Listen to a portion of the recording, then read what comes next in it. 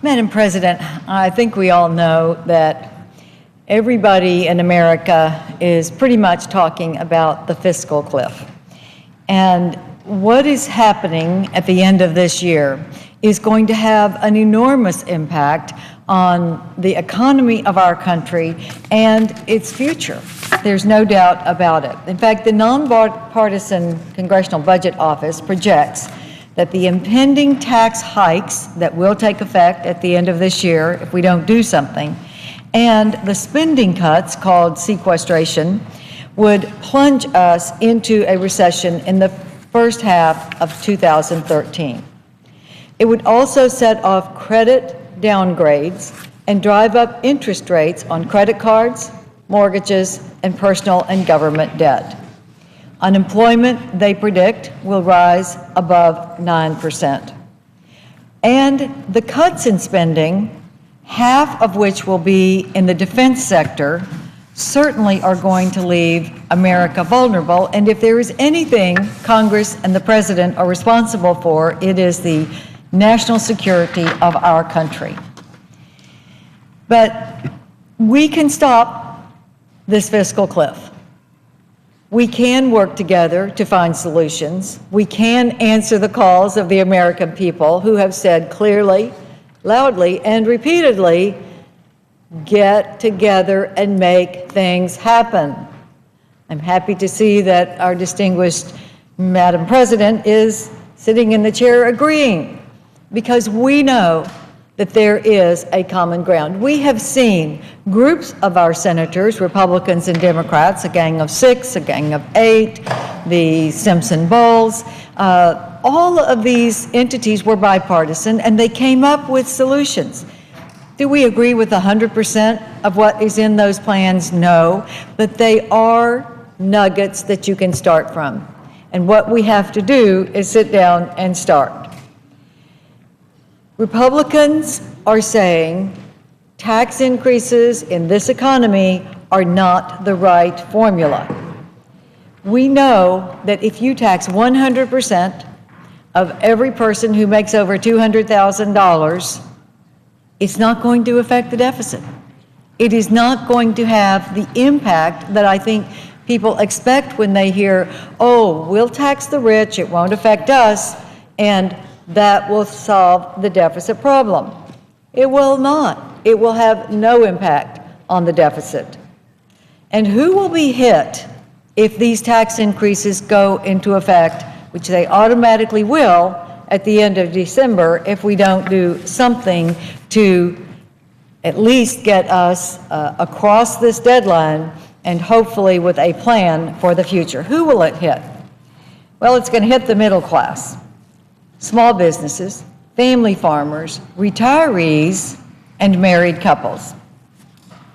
If the individual income tax brackets are not extended, the current 6 brackets will be 5 brackets. It will revert to pre-2001. The lowest end is the one that is going to go up in a percentage the most. The 10% bracket will go to 15%, and the 15% stays at 15%. So the people who were paying 10% will now go to 15% if we don't do something. The rates of the remaining 4 brackets also increase. 25% becomes 28, 28 to 31, 33 to 36, and 35 to 39.6, almost 40%. On top of that is the individual alternative minimum tax. We have each year extended the tax relief for what we call AMT, the alternative minimum tax. Now, the alternative minimum tax was put in place to target a few millionaires. And now, because of inflation and wage increases, it is targeted right at the middle class. Unless it is renewed this year, the relief, it will boost 2012 taxes for 31 million Americans in the 30 to 40,000 wage range. Now, really, do people making 30 or 40,000 really deserve to have a new alternative minimum tax on top of the tax that they're going to pay, which will be 25 or 28%? I don't think so, Madam President, and it's not what the AMT was meant to target. The increase in tax rates are going to certainly affect our small businesses. Now, the economic engine of America is small business. The economic engine of America is not big business, although big business is very important, and it's not government. It is small business. Over 60% of the jobs created in America are created by small business. And yet they're the ones who are not hiring. They're the ones that see their slim margins of profit getting so much slimmer that they're not hiring people because they think the costs are going to be higher because of the new taxes that are impending. 75% of small businesses pay taxes at an individual rate because they are S corporations or flow-through businesses. So if you look at that and you look at those rate increases, that is going to be an immediate impact on every small business owner that is organized in that way. With over 20 million Americans still looking for work, do we really want to have this kind of economic hit? We need for small businesses to feel confident, and we need stability. I have talked to so many small business people in the last month as I have been out talking to people in my home state and in other states. And what most of them say comes down to, we just need to know what it's going to be. And we need to know that it's going to stay that way for a while, because that's how they make their plans. They don't want to hire someone if we just have a 6-month fix or a 1-year fix or a 2-year tax policy. A 2-year tax policy is a nightmare for businesses because they cannot make a long-term plan. They can't have a strategy that puts 3 more people on the payroll and then have those costs go up at the end of that 3-year period. So it is important that we give our businesses stability and that we show we understand that they are the economic engine of America and that we want them to succeed and hire people and give new jobs and get this unemployment rate well below the 8% that it is now into the 6%, 5% range. Let's talk about the elderly. Now, all of these years, I have heard people talking about the importance of saving for your retirement. We've encouraged people to do that. Now, the people who have done that are looking at a huge tax increase. Madam President, I'd like to have up to 10 more minutes. Without objection, Sword. Thank you. These are people who have done the right thing. They have saved. They have tried to make sure that they didn't need any kind of government handout. They've earned Social Security. That's not a government handout. But they want to know that they can make it with their lifestyle the way they want to live because they have saved. Now, we're talking about raising their taxes on the dividends of any stock they might have invested or might have been in their company 401k plan. And we're talking about raising the capital gains rate. In fact, the dividends rate could be as much as 40%. 40% on dividends are going to kill a plan for retirement.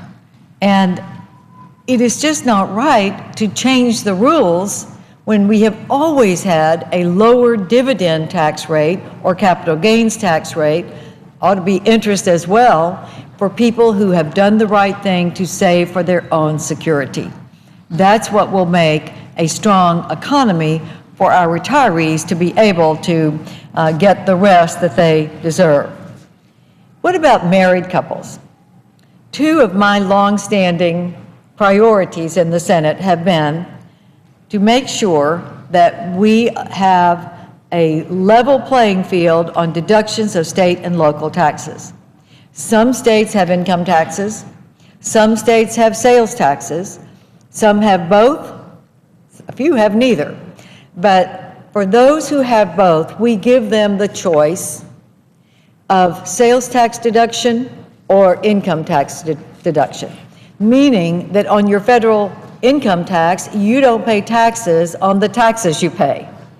If you are paying a state income tax or a state sales tax, you should be able to deduct at least one of those, because there's no reason for you to be taxed on your taxes. So that deduction expired at the end of last year. If we don't renew it, the people who have sales taxes and no income tax are going to be severely disadvantaged. In my home state of Texas, it makes at least a $500 difference to every person who takes those deductions. And that can be a lot for 2 million Texans to have an average of $500 that they're paying on taxes that they're paying. So it's not a level playing field if we don't renew that extension. There are 7 states that have no income tax, and they do have sales taxes. So I'm hoping that we will have that kind of parity in taxation, which we must do by the end of the year to allow that equity to take hold. The second area is the marriage penalty. I passed the original amendment that would double the standard deduction for married couples. This has been a hugely popular tax deduction because in the past, where 2 single people got married, they would go into the higher bracket and they would not get a double standard deduction. Prior to 2001, 25 million couples paid a penalty for being married, and the average was $1,400. So if a Houston policeman with a taxable income of $50,000 is marrying a data entry clerk that maybe makes $30,000, they are going to have a tax increase of about $1,000 a year because the marriage penalty will come back at the end of this year. We enacted relief in 2001. It was my amendment, and I hope that we will not leave here December 31st of this year without renewing the marriage penalty tax relief. It will mean $1,000 to $1,400 for married couples as an average, and for sure that is something that they deserve when they get married. They shouldn't have to pay more to get married and make the unit that will make them more stable in their family life. So if we don't extend the tax cuts that are in place right now at the end of this year, we are going to see tax relief for the middle class, small businesses, family farms, retirees, and families go away. That relief will go away, and all of their taxes are going to go up. And that's not even counting the surcharges that are going to take effect January 1 of next year in the healthcare law on dividends and capital gains. So if the dividend rate goes back up to 20%, it's going to be 23%. And if you're in the 39% bracket, it's going to approximately 41%. So it is something that we must deal with. The other side of the equation is spending. And Madam President, we must do something about the $1 trillion deficits that we have had year after year after year that have made this debt go up from $10 trillion 4 years ago to $16 trillion today. And we are about to hit the debt limit, and that means we're going to have to increase the debt that is already a wet blanket on this economy. So, Madam President, we must come together. We can do it. We can cut spending. We can address entitlement reform that will bring our entitlements into an actuarial soundness, Social Security and Medicare, which has already sustained enormous cuts in the health care plan that was adopted 2 years ago. And we can't sustain either of those programs if we continue to go in the direction that we have been going. So rather than the sequestration, which is going to take almost $1 trillion out of our ability to make a determination, half of which is going to come from defense, we've got to do something about it now. We have a 10-year plan that could cut the deficits, but we've got to do more. We've got to enact the next step in budget cuts, and it's got to include entitlement reform, in my opinion. I know that there are disagreements about that, but that's the argument and the discussion we need to have. It is our responsibility. We should be using this time, today, tomorrow, this week, to start putting together a framework of discussion, because we will be in session from the end of November, probably up until right before Christmas. And the American people deserve to have a solution, something that assures small business that they are going to be able to count on a tax structure that is fair, that can allow them to make a reasonable profit, and allow them to hire more people. We've got to cut spending so that we can manage this government in a responsible way without it encroaching on the vibrance of our economy. That is our challenge, and Madam President, I hope this Congress is up to it. Thank you, Madam President, and I yield the floor.